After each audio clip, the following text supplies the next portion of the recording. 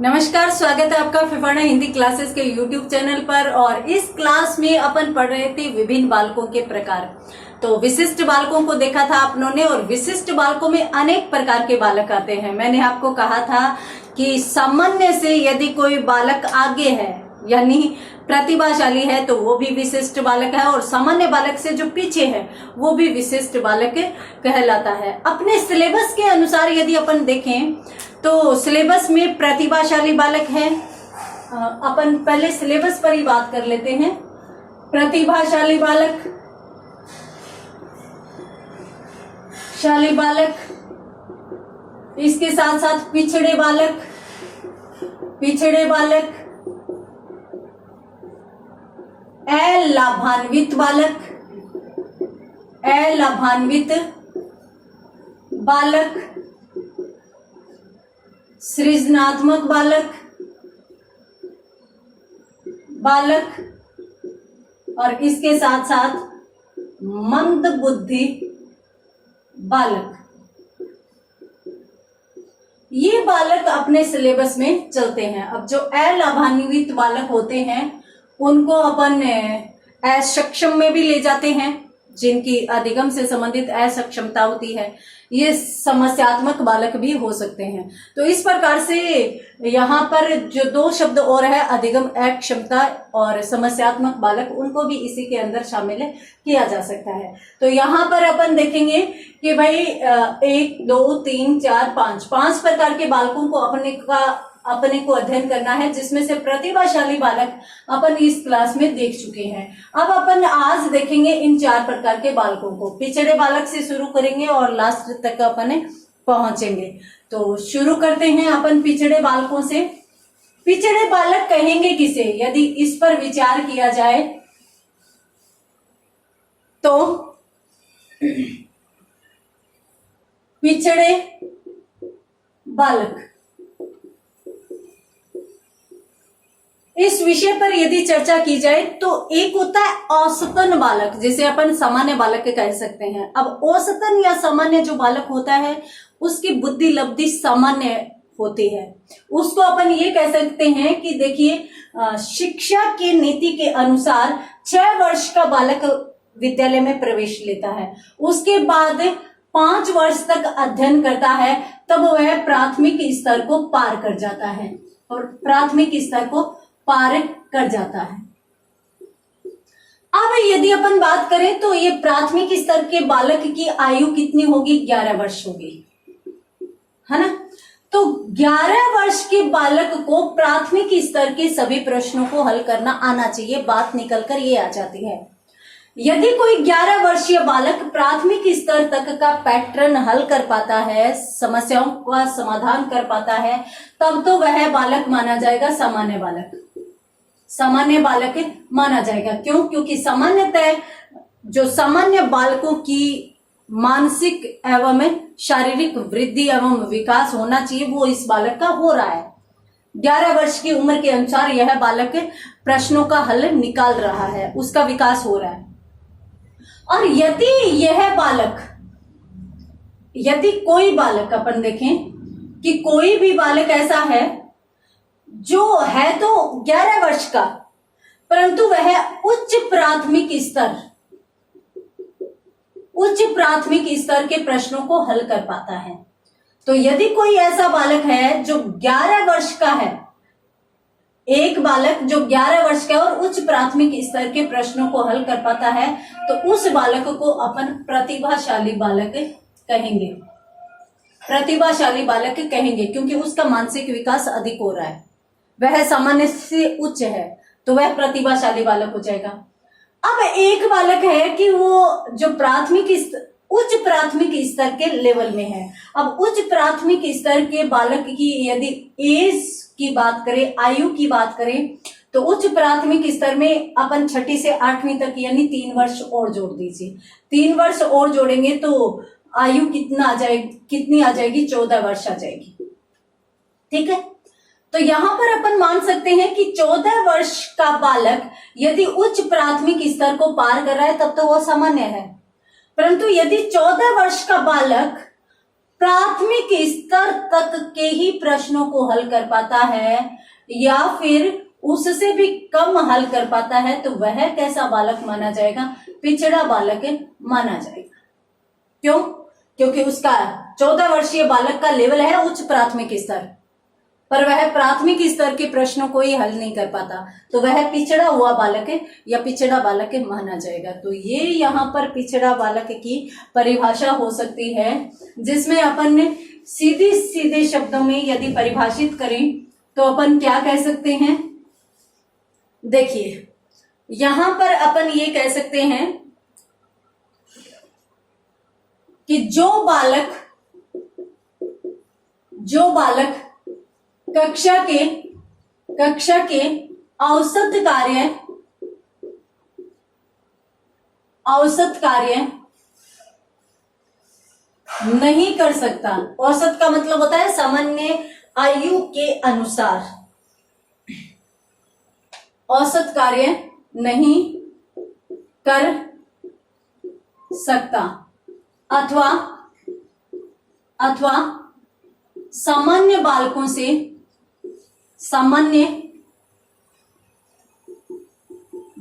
से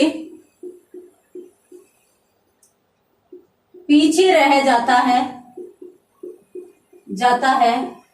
तो वह बालक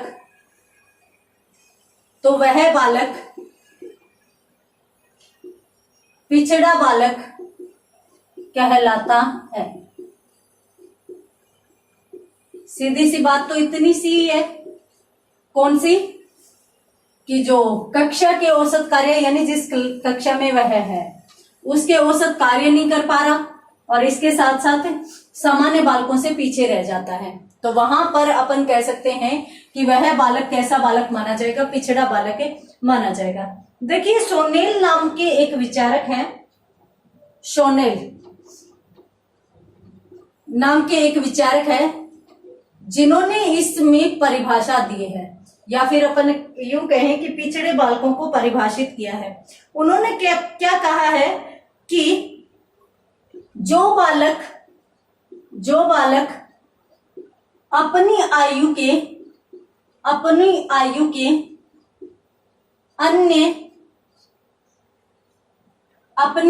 के अन्य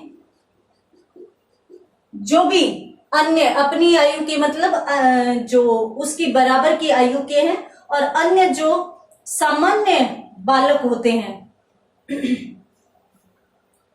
सामान्य छात्रों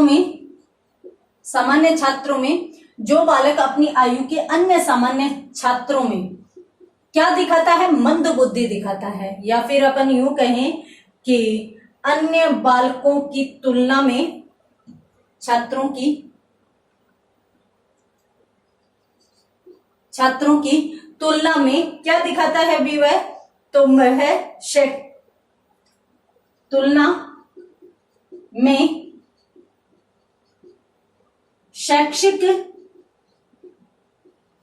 मंदता दिखाता है। वही कौन सा बालक हो जाएगा? पिछड़ा बालक हो जाएगा। तो यहां पर अपनों ने शोनेल की परिभाषा देखी है, अत्यंत महत्वपूर्ण परिभाषा मानी जाती है। इन्होंने कहा है कि जो बालक अपनी जो कक्षा के अन्य जो सामान्य बालक है उन बालकों की तुलना में मंद बुद्धि दिखाता है, यानी कम बुद्धि दिखाता है, तो वही बालक क्या माना जाएगा? पिछड़ा बालक माना जाएगा। जल्दी से स्क्रीनशॉट लीजिए, उसके बाद अपन बात करते हैं आगे अगले मनोवैज्ञानिक की परिभाषा की।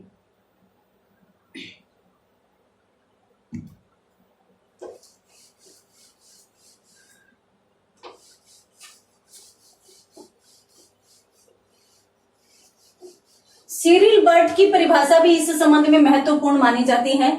तो यहां पर अपन जो मनोवैज्ञानिक है सिरिल बर्ट, उनके अनुसार देखेंगे। सिरिल बर्ट के अनुसार सिरिल बर्ट ने क्या कहा है कि वे बालक जो विद्यालय जीवन के वे बालक जो विद्यालय, यहाँ पर मैं बता देती हूँ कि दो ही परिभाषा ली है, परंतु दोनों की दोनों महत्वपूर्ण परिभाषा इस संबंध में मानी जाती है। तो वे बालक जो विद्यालय जीवन के मध्य में, वे बालक जो विद्यालय जीवन के मध्य में, विद्यालय जीवन चल रहा है उसका, और उसके मध्य में अपने से नीचे की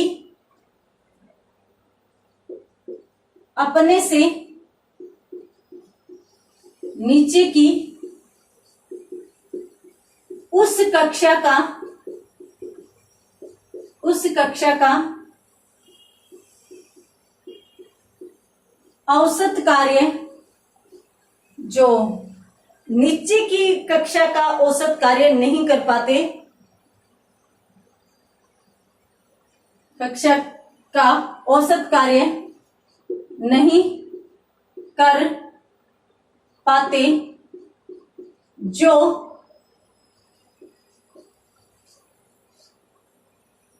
उनकी आयु के बालकों के लिए बिल्कुल सामान्य होता है। तो जो उनकी आयु के बालकों के लिए सामान्य होता है। ये लीजिए, दो परिभाषा देखी अपनों ने, और दोनों परिभाषाओं में अपनों ने महत्वपूर्ण परिभाषाओं को लिया है। शोनेल की परिभाषा महत्वपूर्ण मानी जाती है, शिरिल बर्ट की परिभाषा मानी जाती है। इन्होंने कहा है कि जो विद्यालय जीवन के मध्य में बालक है, वो अपने से नीचे स्तर की कक्षाओं के प्रश्नों को हल नहीं कर पाता, जो उनकी उम्र के बालकों के लिए बिल्कुल सामान्य है। तो इसका मतलब कि वो सामान्य से कार्यों को नहीं कर पाता, इसलिए उसको पिछड़ा बालक कह देते हैं। तो जल्दी से स्क्रीनशॉट लीजिए, उसके बाद अपन बात करते हैं आगे अपन बात करते हैं। चलिए एक परिभाषा और ले लेते हैं, बार्टन बर्ट की परिभाषा भी ले लेते हैं, जो कि महत्वपूर्ण परिभाषा मानी जाती है। वैसे शोनेल व सिरिल बर्ट की दोनों की परिभाषा महत्वपूर्ण मानी जाती है। एक परिभाषा और ले लेते हैं बार्टन बर्ट की। बार्टन बर्ट के अनुसार, बार्टन बर्ट ने इस संबंध में क्या कहा है, तो देखिए इन्होंने यूं कहा है कि पिछड़े जो बालक हैं, पिछड़े बालक उन बालकों के लिए प्रयुक्त, उन बालकों के लिए, अब इन्होंने जो परिभाषा शुरू की है वो पिछड़े बालक शब्द से ही की है।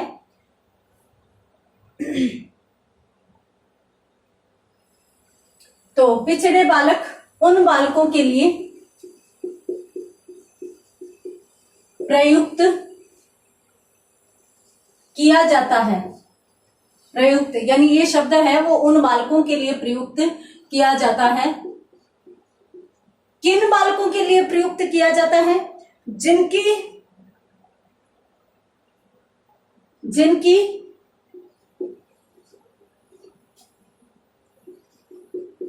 प्राप्तियां उस स्तर से घटिया होती है, उस स्तर से घटिया होती है जिसके वे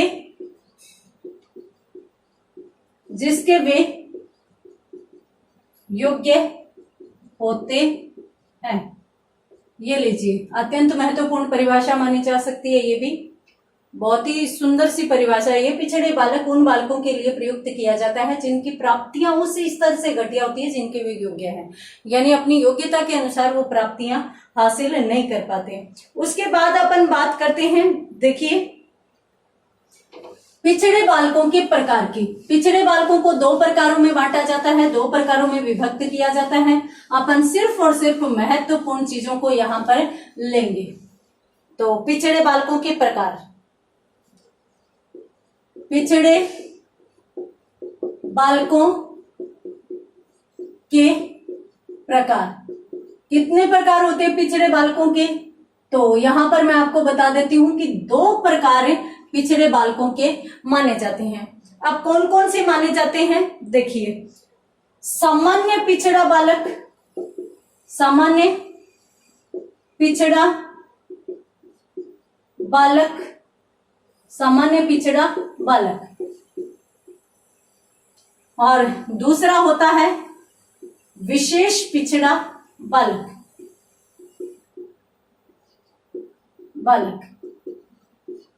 अब अपने को पता चलेगा कि भी पिछड़े बालक कितने प्रकार के हो सकते हैं, यानी किस बालक को अपन पिछड़ा कह सकते हैं।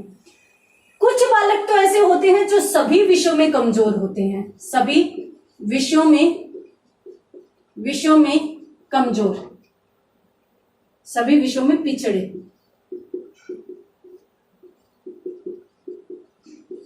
इस श्रेणी में जाएंगे, यानी उनका आईक्यू लेवल ही बहुत ज्यादा कम है, उनकी बुद्धि लब्धि इतनी ज्यादा कम है कि वो किसी भी विषय से संबंधित प्रतिभा हासिल नहीं कर पाते, तो वो भी इसमें जाएंगे। उसके बाद विशेष पिछड़ा बालक में विशेष विषय में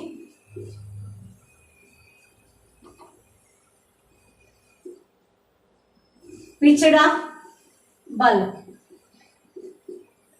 तो इस प्रकार से 2 प्रकार के पिछड़े बालक हैं, एक तो सामान्य पिछड़ा बालक और दूसरा विशेष पिछड़ा बालक।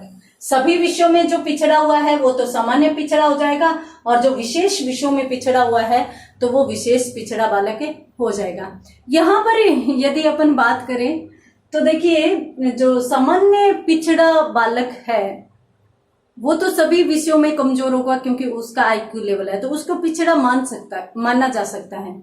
कुछ बालक ऐसे होते हैं जो विषय विशेष में, अब जैसे किसी की मैथ्स में रुचि होती है तो वो साहित्य नहीं पढ़ पाएगा, तो मैथ्स में रुचि होने के कारण वो साहित्य में पिछड़ जाता है, तो इसलिए उसको अंकों के आधार पर पिछड़ा बालक मान लिया जाता है, जबकि उसका आईक्यू लेवल कम नहीं होता, यानी किसी विषय विशेष में वह पिछड़ जाता है, इसलिए उसको पिछड़ा मान लिया जाता है। तो जल्दी से स्क्रीनशॉट लीजिए, उसके बाद अपन बात करते हैं विशेषताओं की। तो पिछड़े बालकों के प्रकार के बाद अपन बढ़ते हैं उनसे संबंधित विशेषताओं की। तो विशेषताएं क्या क्या हो सकती है इनकी, सबसे पहले तो यदि अपन बात करें तो इनका आईक्यू लेवल कितना होगा, इनकी बुद्धि लब्धि कितनी होगी। तो बुद्धि लब्धि इनकी जो होती है वो 80 से 90 तक होती है। तो इन बालकों की बुद्धि लब्धि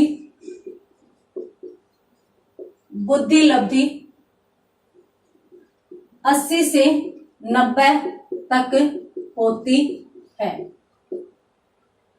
दूसरे की यदि बात करें कि अपनों ने देखा था ना, 90 से 109 तक के बालक जो होते हैं वो सामान्य बालक माने जाते हैं, औसत बुद्धि बालक माने जाते हैं। और अपनों ने पिछड़ा बालक किसे कहा, जो औसत से पिछड़ा हुआ है, तो उसका आईक्यू लेवल कितना होगा, 80 से 90 तक होगा। अब चूंकि इनका आईक्यू लेवल कम है तो इनके सीखने की गति धीमी होगी। क्यों? क्योंकि सामान्य बालक का आईक्यू लेवल 90 प्लस है और प्रतिभाशाली बालक का तो उससे भी अधिक है। तो आईक्यू लेवल के अनुसार बालक है वो सीखता है, यानी सीखने की उसकी गति होती है, क्षमता होती है। तो यहां पर अपन कह सकते हैं कि इन बालकों की बुद्धि लब्धि 80 से 90 तक होती है और इनके सीखने की गति धीमी होती है। इनकी सीखने की गति धीमी होती है। किससे धीमी होती है? सामान्य बालकों से धीमी होती है। देखिए, इसके साथ साथ अपन यूं कह सकते हैं कि जो सामान्य सा पाठ्यक्रम है, नॉर्मल पाठ्यक्रम है, जो सामान्य बालकों को ध्यान में रखकर बनाया जाता है, तो उस पाठ्यक्रम का ये लाभ नहीं उठा सकते, उस पाठ्यक्रम का ज्ञान प्राप्त करने में वो असमर्थ होते हैं। तो यहां पर अपन यूं कह सकते हैं कि सामान्य पाठ्यक्रम का ज्ञान प्राप्त करने में असमर्थ होते हैं। तो ये बालक इसमें भी असमर्थ होते हैं। तो जल्दी से स्क्रीनशॉट लीजिए। उसके बाद अपन बात करते हैं अन्य विशेषताओं की। तो आगे यदि अपन अन्य विशेषताओं की बात करें इन बालकों की, तो देखिए आगे अपन यूं कह सकते हैं कि ये जो है वो केंद्रीकरण नहीं कर पाते। अपन एकाग्र चित्त का कह सकते हैं कि ये मानसिक रूप से किसी भी विषय विशेष या टॉपिक विशेष पर अपने मस्तिष्क को केंद्रित नहीं कर पाते। तो अपन यूं कह सकते हैं कि इनमें जो है वो कम मानसिक केंद्रीकरण क्षमता होती है। तो इनका मानसिक केंद्रीकरण नहीं होता, इसलिए भी अपन इनको पिछड़ा हुआ मान सकते हैं। साथ साथ ये जो बालक है ना वो निराशावादी होते हैं। निराशावादी क्यों होते हैं निराशावादी? क्योंकि एक बालक सामान्य कार्य को कर जाता है, ये कर नहीं पाते तो इनको यूं लगने लगता है कि मैं किसी भी लायक नहीं हूं। तो इनमें इस प्रकार से निराशा की भावना उत्पन्न हो जाती है। इसके साथ साथ अपन यूं कह सकते हैं कि इन्हें सामान्य ज्ञान का अभाव होता है। सामान्य ज्ञान का अभाव इनमें पाया जाता है। ये सामान्य सी चीजों को समझ नहीं पाते। उसके बाद यदि अपन अन्य विशेषताओं की बात करें तो ये जो लोग हैं वो सदैव किसी निर्णय तक नहीं पहुंच पाते। किसी उचित निर्णय को लेने की जो क्षमता है वो उनमें नहीं हो पाती। तो इसलिए अपन कह सकते हैं कि इनमें असमंजस की स्थिति सदैव बनी रहती है। इन बालकों में असमंजस की स्थिति बनी रहती है। और इसके साथ साथ एक विशेषता और बताई जा सकती है कि इनका जो शब्द भंडार है वो भी बिल्कुल सीमित होता है। तो सीमित शब्द भंडार, इनमें शब्द भंडार बिल्कुल सीमित होता है। तो जल्दी से इनका भी स्क्रीनशॉट लीजिए। उसके बाद अपन बात करते हैं आगे।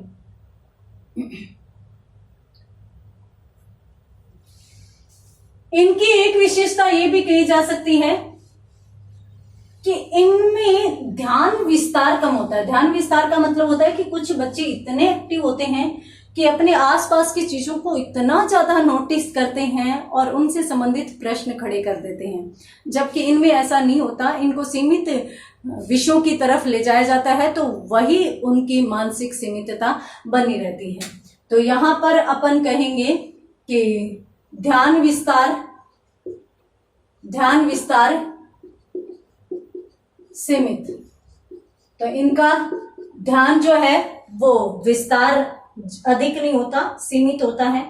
इसके साथ साथ इनमें जो है वो विस्मृति जल्दी हो जाती है, यानी ये भूल जल्दी जाते हैं। तो अपन सीधी सी भाषा में लिखेंगे जल्दी भूलना भी इनकी विशेषता मानी जाती है। ये चीजों को बहुत जल्दी भूल जाते हैं, तभी तो ये विकास नहीं कर पाते। इसके साथ साथ यदि अपन बात करें तो इसमें सृजनात्मकता का भाव होता है इन बालकों में। ये बालक सृजन नहीं कर पाते। तो अपन कह सकते हैं कि सृजनात्मकता का अभाव, इन बालकों में सृजनात्मकता का अभाव पाया जाता है। इसके साथ साथ इनकी एक विशेषता और हो सकती है और वो ये है कि प्रतिभाशाली बालकों को ले लीजिए आप, सामान्य बुद्धि बालकों को ले लीजिए, वो अपनी समस्याओं का समाधान कर लेते हैं, इनमें नहीं हो पाता। तो इसलिए समस्या समाधान नहीं। जल्दी से स्क्रीनशॉट लीजिए और इसी के साथ इनकी विशेषताएं कंप्लीट होती है और उसके बाद अपन इन बालकों की समस्याओं का अध्ययन करेंगे। तो इनकी विशेषताओं में ये वो सभी विशेषताएं आ जाएगी जो सामान्य से पिछड़े बालक की हो सकती है। उसके बाद अगर अपन बात करें इनकी समस्याओं की, तो इनमें अनेक समस्याएं होती हैं। कौन कौन सी समस्याएं होती है यदि इस विषय पर विचार करें तो संवेगात्मक समस्याएं इनमें हो सकती है। संवेगात्मक समस्याएं,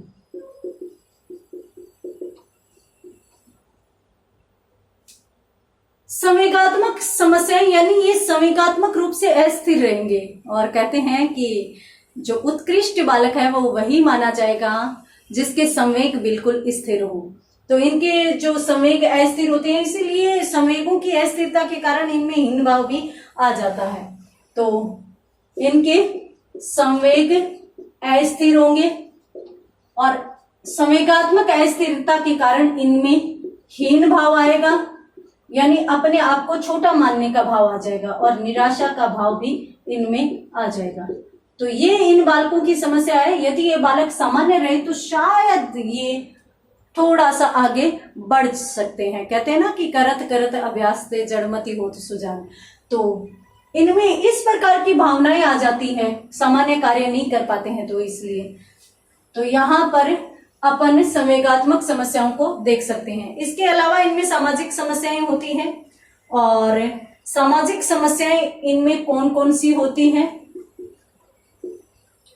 सामाजिक समस्याएं ये बहुत कम मिलते जुलते हैं लोगों से। क्यों? क्योंकि इनमें हीन भावना रहती है, निराशा की भावना रहती है, तो इनके मित्र बहुत कम होते हैं। तो अपन यूं कह सकते हैं कि मित्र संख्या कम होती है, और जब इनकी हीन भावना बढ़ जाती है तो आपराधिक कार्य भी ये लोग करने लगते हैं। तो अपन यहाँ पर ये भी कह सकते हैं कि ये है वो अपराधी भी बन जाते हैं, अपराधी बन जाना, ये अपराधी भी बन सकते हैं। इसके साथ साथ अपन सामाजिक समस्याओं से संबंधित एक चीज और भी देख सकते हैं कि ये अक्सर हीन भावना व निराशा के कारण, और कभी कभार ऐसे हो जाता है कि ये बालक है वो किसी भी समाज में, किसी भी समूह में मजाक का पात्र बन जाते हैं, व्यंग्य का पात्र बन जाते हैं।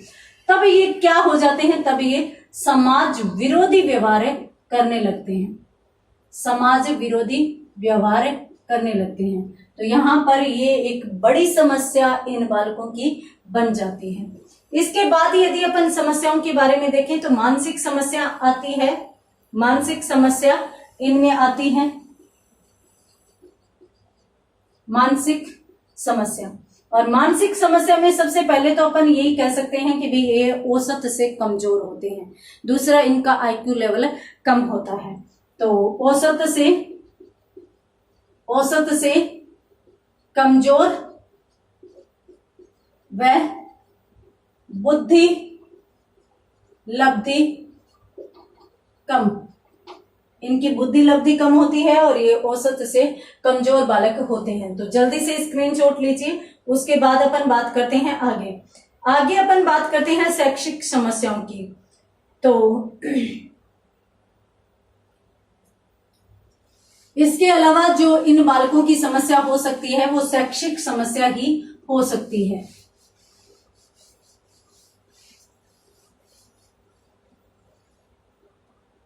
शैक्षिक समस्याएं, तो शैक्षिक समस्याओं में ये सारी की सारी चीजें आ जाएगी।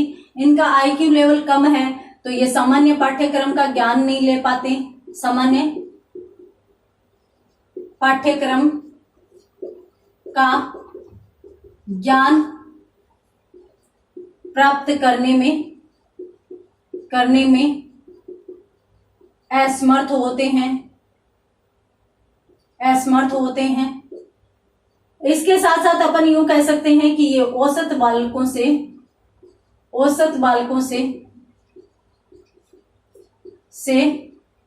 कमजोर होते हैं, और इसलिए ये कक्ष में समायोजन नहीं कर पाते।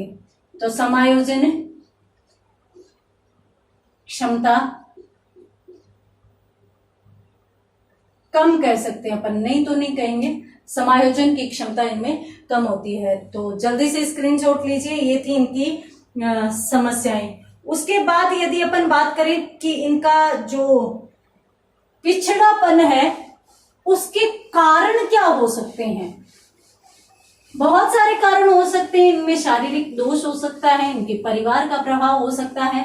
तो उन कारणों को भी अपन देख लेते हैं। तो पिछड़ेपन के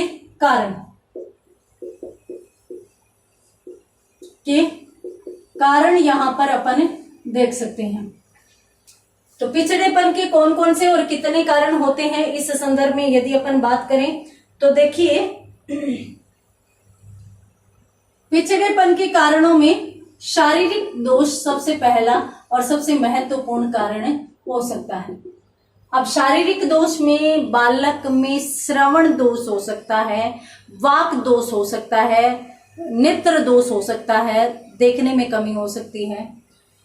बालक का हमेशा किसी न किसी प्रकार का शारीरिक रोग भी हो सकता है।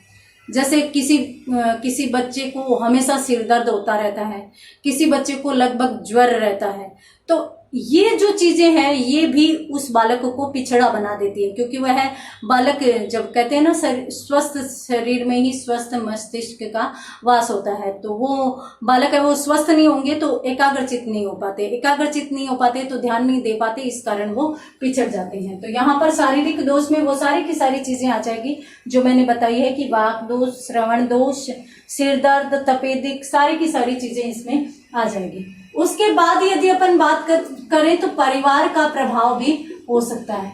यदि परिवार का वातावरण बिल्कुल सामान्य है, यानी संतुष्ट शांत वातावरण है, परिवार में लोग आपस में प्रेम से रहते हैं, तब तो बालक है वो संतुलित रह पाएगा, बालक भी अच्छा रह पाएगा। परंतु यदि इस प्रकार का वातावरण परिवार का नहीं है तो बालक पिछड़ जाएगा, क्योंकि घर में यदि झगड़े हो रहे हैं तो बालक सामान्य तौर पर शिक्षा की तरफ ध्यान नहीं दे पाएगा, इसलिए वो पिछड़ जाएगा। इसमें निर्धनता भी आ सकती है, गरीबी यदि परिवार की है तो भी बालक सामान्य बच्चों की तरफ प्रगति नहीं कर पाता। माता पिता की अशिक्षा भी आती है, माता पिता की अशिक्षा के कारण बालक चीजों को समझ नहीं पाता, बालक को घर में कोई ज्ञान देने वाला नहीं होता। तो अशिक्षा, निर्धनता, झगड़े, ये सारे के सारे कारण हैं, वो कौन से कारण माने जाएंगे? पारिवारिक कारण माने जाएंगे, जो बच्चे के पिछड़ने में महत्वपूर्ण प्रभाव डालते हैं। उसके बाद यदि अपन बात करें तो समाज का प्रभाव,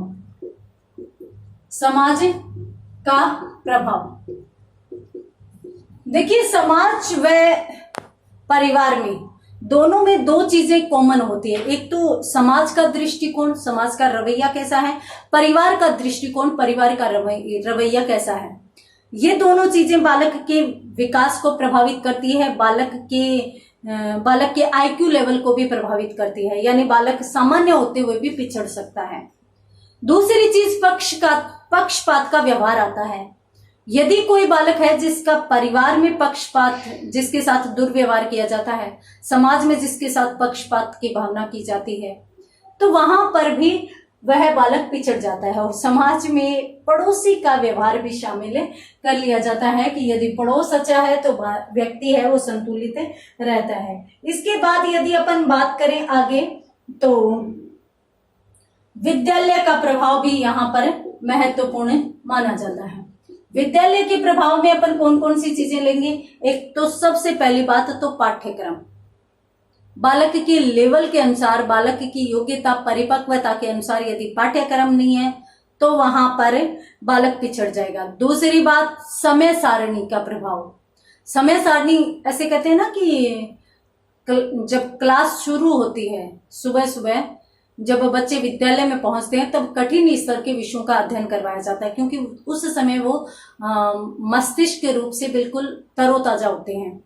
थोड़े समय बाद यूं होता है कि उनमें थकान आने लगती है, तो इसलिए बाद में धीरे धीरे शाम होने तक बच्चों को उससे निम्न कठिन स्तर के विषय दिए जाते हैं, यानी आसान विषयों का बाद में अध्ययन करवाया जाता है। तो इस प्रकार की समय सारणी यदि है तो अच्छी बात है, यदि इस प्रकार की समय सारणी नहीं है तो बालक प्रभावित होगा।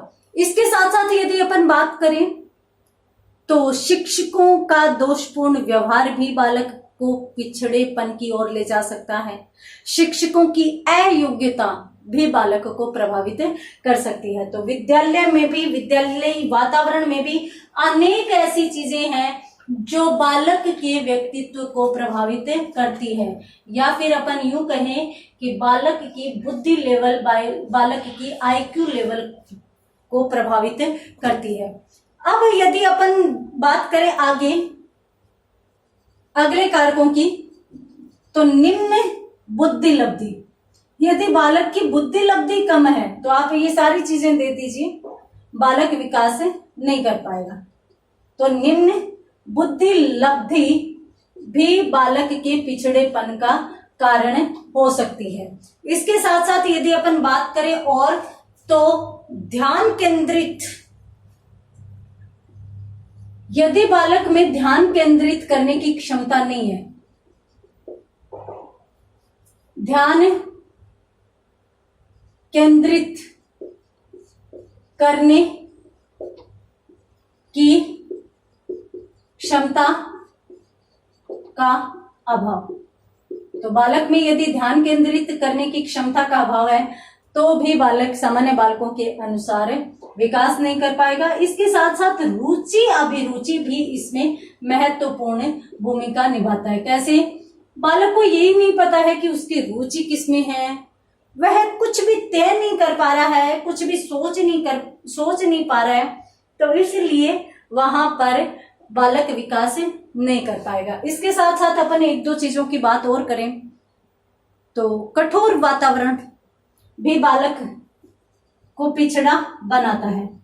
कहते हैं ना, सामान्यतः कठोर वातावरण रखा जाता है कि इससे बालक है वो शायद सही रास्ते पर चलेगा, सही रास्ते की ओर अग्रसर होगा, तो ऐसा कुछ भी नहीं होता। अत्यधिक कठोरता बालक को पिछड़ेपन की ओर लेकर जाती है। और इन सभी चीजों में एक चीज और कॉमन हो सकती है, और वो क्या है? निर्देशन। बालक को निर्देशित किया जाए, उसको समझाया जाए, निर्देशन का अभाव है तो भी बालक पिछड़ा हो सकता है, और निर्देशन का तरीका नकारात्मक है तो भी बालक पिछड़ा बन सकता है। निर्देशन की दिशा यदि गलत है, क्योंकि अक्सर बालकों को गलत दिशा की तरफ ले जाया जा सकता है, तो निर्देशन की दिशा यदि गलत है तो भी बालक पिछड़ जाता है। तो ये थे पिछड़ेपन के कारण। जल्दी से स्क्रीनशॉट लीजिए, उसके बाद अपन बात करते हैं आगे। इन बालकों की शिक्षा व्यवस्था किस प्रकार से की जानी चाहिए, तो अपन यहां पर बात करने वाले हैं पिछड़े बालकों की शिक्षा। तो शिक्षा व्यवस्था, सबसे पहली बात तो इन बच्चों पर थोपा कुछ भी नहीं जाना चाहिए। और ऐसे नहीं है कि जैसे ही बालक कक्ष में प्रवेश करता है उसी समय आप कठिन स्तर के विषयों का अध्ययन उसे करवाने लगते हो, ऐसा नहीं होना चाहिए। बालक को जो भी पढ़ाइए वो पिछड़े की स्थिति के अनुसार पढ़ाइए, यानी उसको दैनिक जीवन से जोड़कर पढ़ाइए। तो यहां पर शिक्षा व्यवस्था में दैनिक जीवन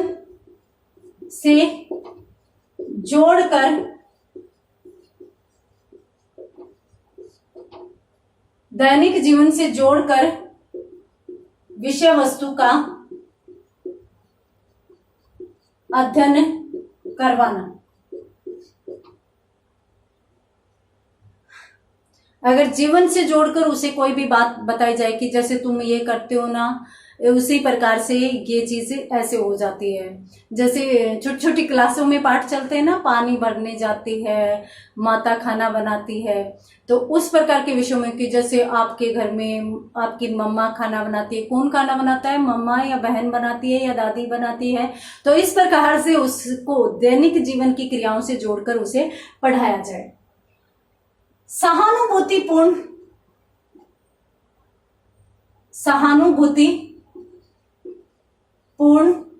या फिर अपन यूं कह सकते हैं कि प्रेम पूर्वक उन बालकों के साथ व्यवहार होना चाहिए। ऐसे नहीं हो कि आप अत्यधिक कठोरता पूर्ण व्यवहार उनके साथ करो जिससे बालक और अधिक पिछड़ जाए। यहां पर अपन यूं भी कह सकते हैं कि देखिए, मूर्त वस्तुओं का प्रयोग कीजिए इन बालकों को पढ़ाने के लिए। अमूर्त वस्तुओं के समझने लायक इनका आईक्यू लेवल नहीं होता, तो मूर्त वस्तुओं का प्रयोग इनके शिक्षण में किया जाना चाहिए।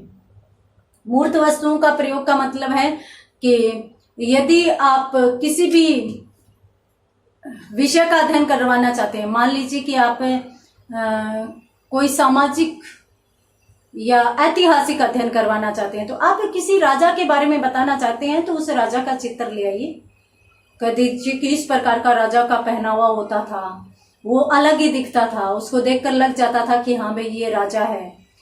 उसका रोब होता था, वो जब आता था तो सब लोग सम्मान करने के लिए खड़े होते थे, जैसे हम आते हैं तो आप हमारे लिए खड़े होते हो। तो इस प्रकार से दैनिक जीवन से जोड़ भी दिया जाएगा और मूर्त साधनों का प्रयोग भी हो जाएगा। इसके साथ साथ अपन ये भी कह सकते हैं कि इस प्रकार के बालकों को पढ़ाने के लिए, बालकों का अध्ययन करवाने के लिए जो शैक्षिक व व्यावसायिक निर्देशन भी दिया जाना चाहिए। शैक्षिक एवं व्यावसायिक निर्देशन यानी बालकों की शिक्षा को व्यवसाय से भी जोड़कर पढ़ाना चाहिए, ताकि बच्चा आगे बढ़कर कुछ न कुछ कर सके। जल्दी से स्क्रीनशॉट लीजिए। उसके बाद अपन बात करते हैं आगे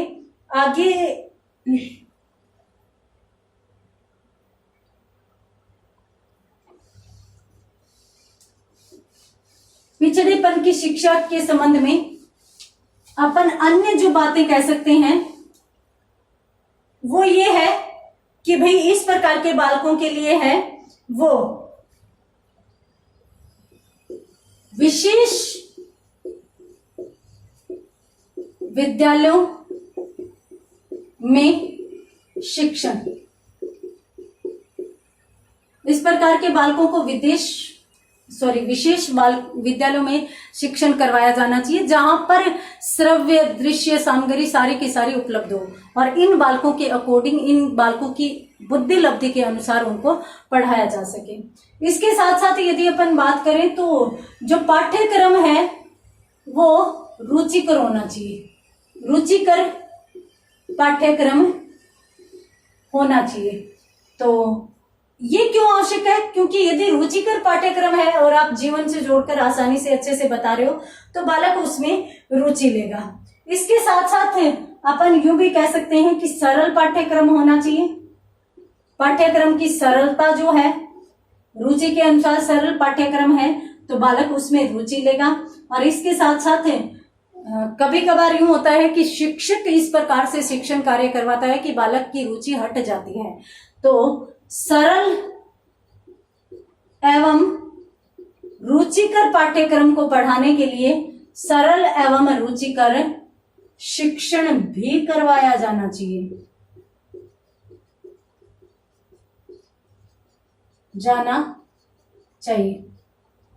तो ये भी यहां पर आवश्यक हो जाता है। जल्दी से स्क्रीनशॉट लीजिए। उसके बाद अपन बढ़ते हैं अगले प्रकार की तरफ, अगले बालकों की तरफ। तो देखिए,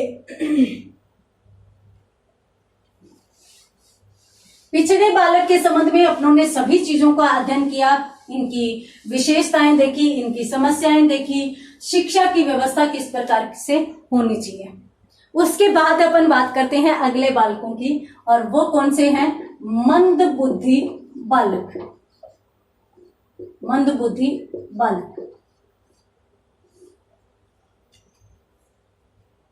सामान्य सबसे ऊपर प्रतिभाशाली या प्रखर बुद्धि बालक आते हैं, जो सामान्य आईक्यू लेवल से आगे होते हैं, ऊपर होते हैं।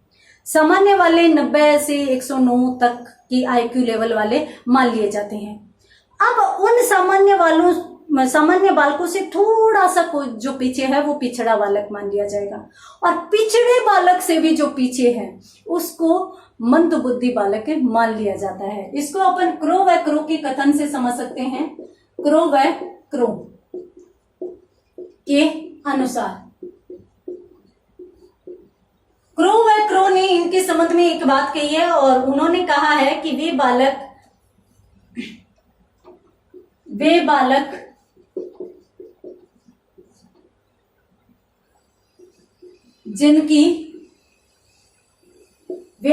जिनकी बुद्धि लब्धि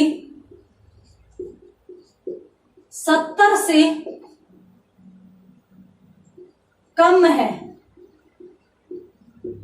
मंद बुद्धि बालक कहलाते हैं। तो 70 से कम आईक्यू लेवल वाले बालक क्रो व क्रो के अनुसार किस में जाएंगे? मंद बुद्धि बालकों की श्रेणी में जाएंगे।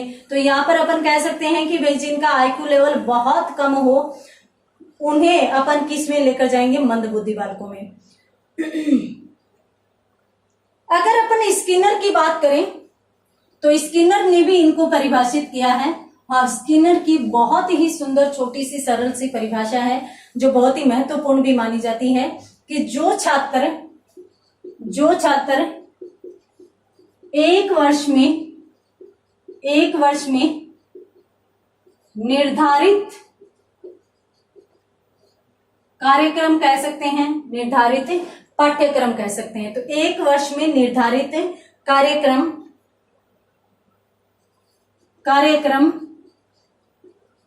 और कार्यक्रम क्या पूरा नहीं कर पाता, वह बालक क्या कहलाता है? मंद बुद्धि कहलाता है। तो जो छात्र एक वर्ष में निर्धारित कार्यक्रम पूरा नहीं कर पाता वह मंद बुद्धि छात्र कहलाता है। तो ये दो परिभाषाएं जिनके माध्यम से अपन समझ सकते हैं कि मंद बुद्धि बालक किसे कहते हैं। तो जल्दी से स्क्रीनशॉट लीजिए, उसके बाद अपन बात करते हैं आगे इनकी विशेषताओं की। तो मंद बुद्धि बालकों की विशेषताएं कौन सी होती है?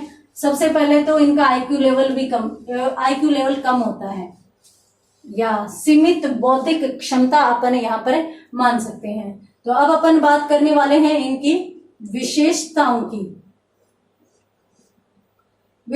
की यदि अपन बात करें तो देखिए इनमें सबसे पहले तो बौद्धिक क्षमता जो होती है वो कम होती है। अपन कह सकते हैं कि सीमित बौद्धिक क्षमता। अब सीमित जो बौद्धिक क्षमता है उसमें हम बालक की मानसिक दुर्बलता को शामिल करते हैं क्योंकि वो मानसिक रूप से कमजोर होता है। उसके बाद अपन बात करेंगे सीमित समायोजन व्यवहार की। तो ये बालक है वो उन बालकों के अनुसार समायोजन स्थापित नहीं कर पाते अपने और पर्यावरण के मध्य, जिस प्रकार से सामान्य बालक या सामान्य से उच्च बालक कर पाता है। उसके बाद यदि अपन बात करें तो देखिए शारीरिक न्यूनता।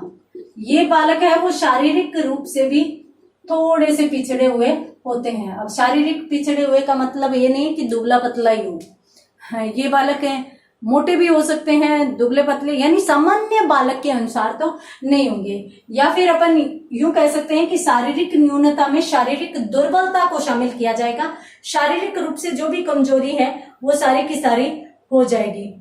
उसके बाद यदि अपन बात करें तो सामाजिक अपर्याप्तता भी इसमें आएगी। कैसे? क्योंकि समाज में ये लोग समझ से नहीं बैठा पाएंगे और समाज में ये हमेशा असमायोजित और कभी कभी इस प्रकार के सामाजिक कार्यों में वे भाग भी नहीं ले पाते। साथ साथ ये निसंकोच होकर किसी भी कार्य को नहीं कर पाते, तो इसीलिए सामाजिक रूप से इनको पिछड़ा हुआ बालक मान लिया जाता है। तो यहाँ पर अपन ये भी कह सकते हैं कि भाई ये लोग हैं वो कभी कभार समाज के विरोधी कार्य कर जाते हैं और समाज को हानि भी पहुंचा जाते हैं, क्योंकि इनमें इतनी ज्यादा समझ नहीं होती। उसके बाद यदि अपन बात करें शिक्षा एवं प्रशिक्षण की अपर्याप्तता, इसका मतलब यह है कि दुखद स्थिति मानी जा सकती है कि हमारे यहाँ इस प्रकार के बालकों के लिए स्पेशल कोई शिक्षा की व्यवस्था नहीं है, किसी नैतिक संस्कार की व्यवस्था नहीं है। तो इसलिए ये बालक है वो सामान्यतः पिछड़ जाते हैं। तो इस प्रकार के बालकों के लिए स्पेशल शिक्षा की व्यवस्था की जानी चाहिए, इनको स्पेशल प्रशिक्षण प्रदान किया जाना चाहिए ताकि ये बालक भी आगे आ सके। इसके साथ साथ अपन आगे इसमें ये भी देख सकते हैं कि सीमित प्रेरणा एवं संवेग, इनकी प्रेरणा है, प्रेरकता जो है वो सीमित है। इसके साथ साथ संवेगात्मक रूप से इनमें अस्थिरता पाई जाती है, इनके संवेग है वो उच्च कोटि का विकास नहीं कर पाते हैं। तो इसलिए भी अपन इनकी ये विशेषताएं मान सकते हैं। तो इसके साथ साथ अपन एक चीज और मान सकते हैं, यहाँ पर ये ज्ञान प्राप्त नहीं कर पाते सामान्य बालकों के अनुसार, तो संज्ञानात्मक दुर्बलता भी इन बालकों की प्रमुख विशेषता होती है। तो जल्दी से स्क्रीनशॉट लीजिए, ये मंद बुद्धि बालकों की विशेषताएं हैं। उसके बाद अपन अन्य विशेषताओं में कुछ विशेषताएं और देख लेते हैं, या इन जो मुख्य विशेषताएं अपनों ने देखी है इनके आधार पर अपन क्या कह सकते हैं इन बालकों के संबंध में। तो देखिए, इनकी स्मरण शक्ति दुर्बल होती है, स्मरण शक्ति, मंदबुद्धि बालकों की स्मरण शक्ति दुर्बल यानी कमजोर होती है। इसके साथ साथ इन बालकों में जो है वो सामान्यीकरण का अभाव होता है, यानी ये सामान्य कार्य नहीं कर पाते या फिर किसी भी कठिन कार्य में सामान्य नियम में नहीं निकाल पाते। इसके साथ साथ यदि अपन बात करें तो इनकी शब्दावली जो है, शब्दावली दोषपूर्ण रहती है, इनको ये नहीं पता होता कहाँ पे क्या बोलना है। इसके साथ साथ अपन कह सकते हैं कि ये जो बालक है वो मूर्त विषयों में ही रुचि ले पाते हैं, अमूर्त विषयों में रुचि नहीं ले पाते क्योंकि इनका IQ लेवल कम होता है, तो वो अमूर्त विषयों को समझने की क्षमता नहीं रखते। इसके साथ साथ यदि अपन बात करें तो इनमें ये जो बालक है वो अक्सर रूढ़िवादी व अंधविश्वासी होते हैं, क्योंकि इनका स्वयं पर विश्वास नहीं होता तो फिर ये रूढ़िवादी व अंधविश्वासी बालक बन जाते हैं। इनमें मौलिकता का अभाव होता है, यानी ये मौलिक चिंतन नहीं कर पाते, इनमें इस प्रकार की क्षमता का भी अभाव पाया जाता है। इसके साथ साथ यदि अपन बात करें तो अपनों ने देखा ही था कि संवेगात्मक रूप से ये अस्थिर बालक माने जाते हैं। तो जल्दी से स्क्रीनशॉट लीजिए, उसके बाद अपन बात करते हैं आगे। ये इनकी विशेषताएं हैं।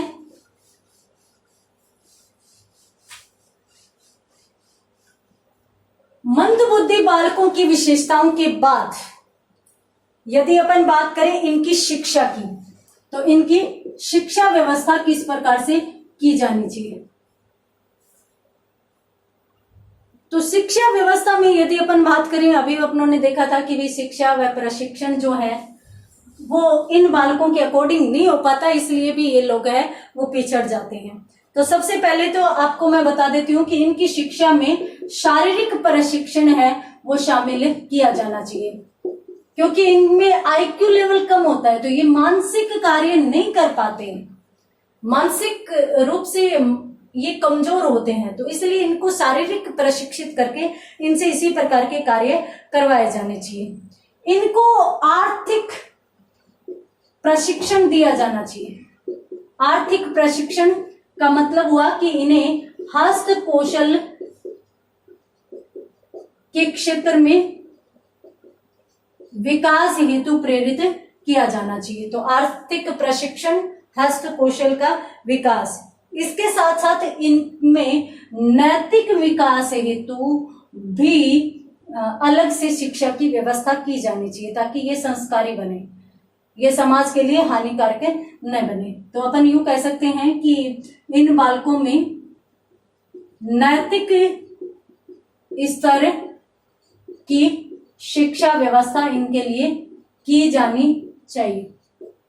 तो नैतिक स्तर की शिक्षा व्यवस्था यदि इन बालकों के लिए की जाए तो शायद ये समाज के प्रति इतने कठोर न बने या फिर इनके समाज विरोधी व्यवहार न करें। तो अपन यूं भी कह सकते हैं कि सामाजिक मूल्यों की शिक्षा भी इन बालकों को दी जानी चाहिए। सामाजिक हमारे जो आदर्श हैं, जो मूल्य हैं, उनकी शिक्षा भी दी जानी चाहिए। इसके साथ साथ इनके लिए विशेष विद्यालयों की व्यवस्था की जानी चाहिए जो इन्हीं पर ध्यान केंद्रित करते हुए इनको शिक्षा दिलवाए। इसके साथ साथ यदि अपन बात करें तो इनके लिए दृश्य श्रव्य साधनों का प्रयोग किया जाना चाहिए। शिक्षा में या शिक्षण के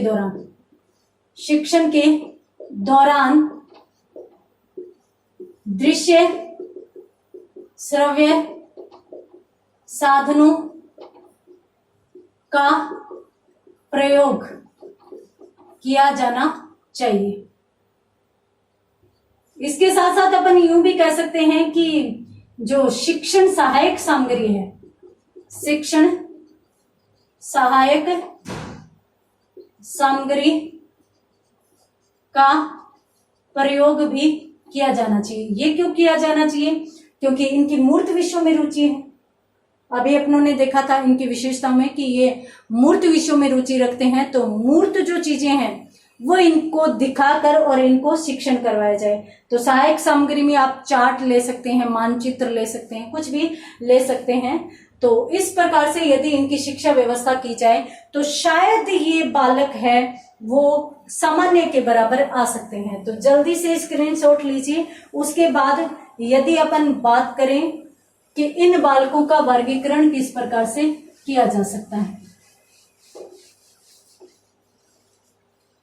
तो इसके बाद अपन इन बालकों का वर्गीकरण देखते हैं जो भी महत्वपूर्ण यहां पर बन जाता है। तो मंदबुद्धि बालक का वर्गीकरण यहां पर अपन देख रहे हैं। यदि अपन इन बालकों के वर्गीकरण की बात करें तो इनको 4 आधारों पर वर्गीकृत किया जाता है। 4 आधार कौन कौन से हैं देखिए। पहला तो है शारीरिक अवस्था के आधार पर। दूसरा, ये दूसरों पर आश्रित रहते हैं। तो दूसरों पर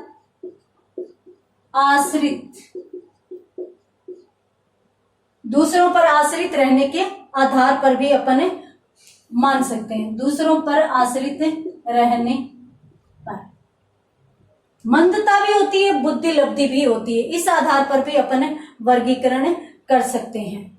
तो मंदता में भी मंदता की मात्रा के आधार पर। उसके बाद बुद्धि लब्धि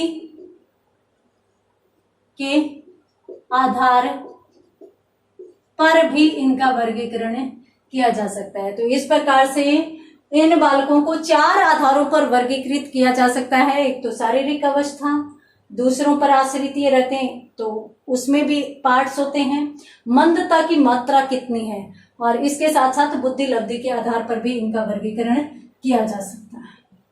सबसे पहले अपन देखते हैं मंदता। तो इसमें अपन जो मस्तिष्क आघात है, मस्तिष्क आघात को ले सकते हैं, यानी किसी को मानसिक चोट लग जाती है तब भी बालक है वो मंद बुद्धि हो सकता है। इसके साथ साथ जो मंगोलायड बालक है, आपने नाम सुना होगा, मंगोलायड बालक है, वो भी मानसिक रूप से, शारीरिक आधार पर मानसिक रूप से पिछड़े हुए बालक होते हैं। इसके साथ साथ क्रेटिन बालक जो है वो भी इसमें आते हैं, क्रेटिन बालक। और इसके साथ साथ फेनिल कैटिन यूरिया, फेनिल कैटिन यूरिया जो है, उसके कारण भी ये बालक पिछड़ जाते हैं, मंद बुद्धि बालक माने जाते हैं। इसके बाद यदि अपन बात करें तो हाइड्रोसेफेली, हाइड्रोसेफेली भी इसी में आता है। और अंतिम की यदि बात करें तो सेरेब्रल पाल्सी, ये भी इसमें आता है। तो सेरेब्रल पाल्सी ये लीजिए, इनको आप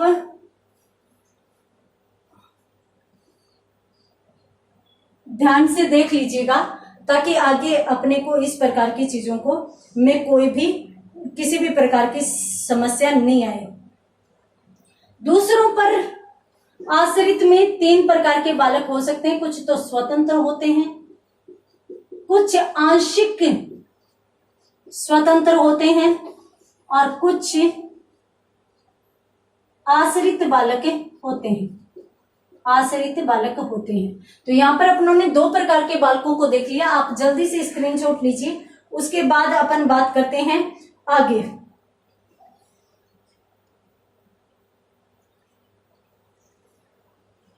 अपन बात करते हैं अब तीसरे आधार पर। तीसरा कौन सा? मानसिक मंदता के आधार पर। तो मानसिक या फिर अपन यूं कहें मंदता जो है वो साधारण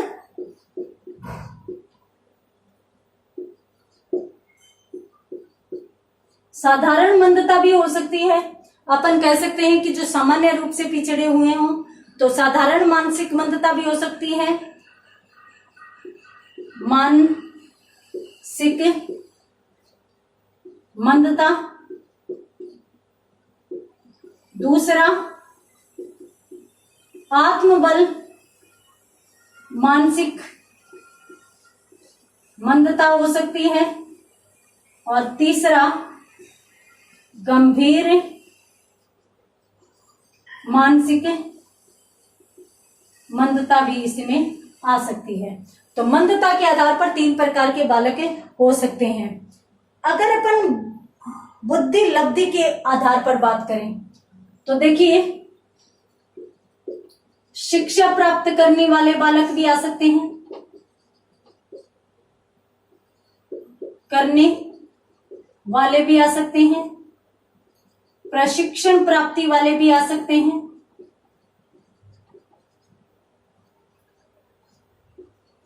आ सकते हैं।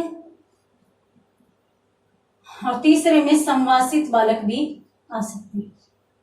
ये है मंद बुद्धि बालकों का वर्गीकरण। तो आप जल्दी से स्क्रीनशॉट लीजिए, उसके बाद अपन बढ़ते हैं आगे अगले बालकों की तरफ। देखिए, यहां पर एक चीज और महत्वपूर्ण बन जाती है कि मंद बुद्धि बालकों की मंद बुद्धि का कारण क्या है। तो कारण में अपन 2 प्रकार को लेते हैं कि एक तो जन्म से पहले का कारण हो सकता है, यानी बालक जन्मजात रूप से ही मंद बुद्धि हो, है ना। कोई भी समस्या हो सकती है, बालक की गर्भावस्था में कुछ समस्या हो सकती है, प्रसव के दौरान कोई भी समस्या हो सकती है जिसके कारण बालक मंदबुद्धि बन सकता है। परंतु कुछ बालक ऐसे होते हैं जो जन्म के बाद मंदबुद्धि हो जाते हैं, तो उनमें अपन यूं कह सकते हैं कि गंभीर कोई आघात लग सकता है, कोई मानसिक चोट हो सकती है, कोई शारीरिक चोट हो सकती है, जिसके कारण बालक बहुत ज्यादा पिछड़ जाता है और उसको अपन मंदबुद्धि मान सकते हैं। इसके बाद यदि अपन बालकों के प्रकार की बात करें तो देखिए, अपन बात करेंगे अलाभान्वित बालकों की। अलाभान्वित बालकों की, अलाभान्वित बालक किसे कहते हैं? देखिए, वे बालक जो सामाजिक, सांस्कृतिक, आर्थिक, यानी सामाजिक हो सकता है, सांस्कृतिक हो सकता है, आर्थिक हो सकता है, इन पर, इनके आधार पर रूप से पिछड़े होते हैं बालक अलाभान्वित बालक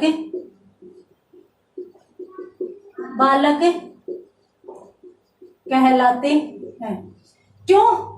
क्योंकि ये जो पिछड़े हुए बालक होते हैं ना, वो सामाजिक जो योजनाएं हैं या सामाजिकता का लाभ नहीं उठा पाते, सांस्कृतिकता का लाभ नहीं उठा पाते, आर्थिक क्षेत्रों का लाभ नहीं उठा पाते, तो वो अलाभान्वित बालक बन जाते हैं। इनके संबंध में एक चीज और कही जा सकती है कि भाई इन बालकों का जो अध्ययन है वो अनेक विद्वानों ने किया, और अनेक विद्वानों ने अध्ययन करते हुए ये बताया कि भाई इनमें ये बालक है उनको लाभ नहीं मिल पाता, या फिर वो बालक ध्यान नहीं दे पाते, इसके कारण वो बालक पिछड़ जाते हैं। तो आप इसको नोट कीजिए। उसके बाद अपन बात करते हैं इन बालकों की भी प्रमुख विशेषताओं की। इन बालकों की विशेषताओं की बात करें तो कुछ तो ऐसे बालक होते हैं जो नकारात्मक होते हैं, तो वो फिर इन सभी जगहों पर लाभ उठाने की जगह अपने मस्तिष्क में नकारात्मकता भरे हुए रहते हैं, तो फिर उनको इन चीजों का लाभ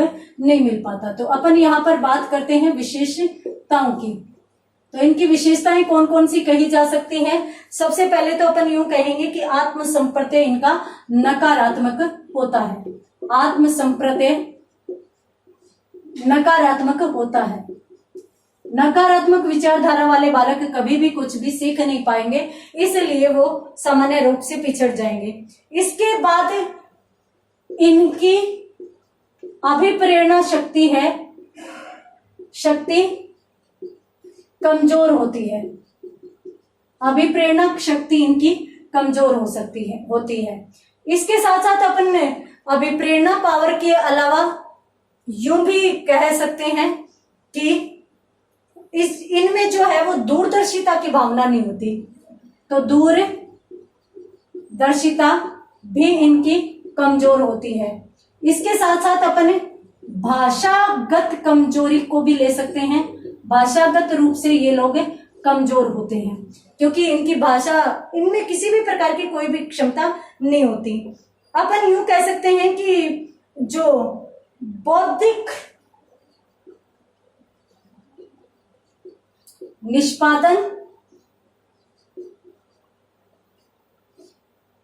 अपर्याप्त, बौद्धिक निष्पादन भी अपर्याप्त इनका रहता है। और भाषागत कमजोरी में अपन ले सकते हैं कि इनकी भाषा अस्पष्ट होती है और इसके साथ साथ अनौपचारिक होती है, तो जिस वजह से समझ में नहीं आता, यानी ये दूसरे लोगों को समझा भी नहीं पाते और स्वयं भी समझ नहीं पाते। इसके साथ साथ इनका जो संज्ञानात्मक पैटर्न है, संज्ञानात्मकता, वो भी इनकी नकारात्मक होती है। तो ये इन बालकों की विशेषताएं होती है जिससे ये बालक किसी भी क्षेत्र में किसी भी प्रकार का लाभ नहीं उठा पाते। तो जल्दी से स्क्रीनशॉट लीजिए। उसके बाद अपन बात करते हैं आगे यदि अपन इन बालकों की शिक्षा व्यवस्था की बात करें तो इस इसमें इतना ही अपन कह सकते हैं कि भाई इन बालकों का शारीरिक लक्षण, मानसिक लक्षण देखकर इनके लिए शिक्षा की व्यवस्था की जानी चाहिए। क्यों? क्योंकि सामान्य तौर पर ये बालक लाभ उठाने की क्षमता में शामिल नहीं होते। तो अपन कह सकते हैं कि शिक्षा व्यवस्था, तो शिक्षा व्यवस्था में इनके मानसिक लक्षण, दूसरा शारीरिक लक्षण और तीसरा मनोवैज्ञानिक आधार पर इन बच्चों के लिए है वो शिक्षा की व्यवस्था की जानी चाहिए, क्योंकि ये स्वयं किसी भी प्रकार से इस प्रकार की शिक्षा को अर्जित करने में सक्षम नहीं हो पाते। तो ये हुए अलाभान्वित बालक। उसके बाद अपन एक सृजनशील बालक को भी शॉर्ट एंड स्वीट देख लेते हैं। तो सृजनशील बालकों की जो विशेषताएं होती है या सृजनशील बालक किसे कहते हैं, तो अपन जानते हैं कि भाई सृजनशील बालक वो होते हैं जो हमेशा नया सोचते हैं, कुछ भी सृजन करने की क्षमता रखते हैं, उनकी चिंतन क्षमता अलग होती है। तो अपन यहां पर सृजनशील बालकों को देख रहे हैं। किसे कहते हैं सृजनात्मकता? देखिए,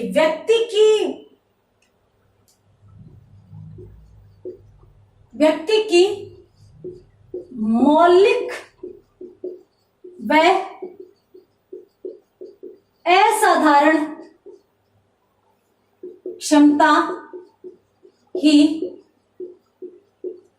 सृजनशीलता है। ठीक है, मौलिक व असाधारण क्षमता ही क्या कहलाती है?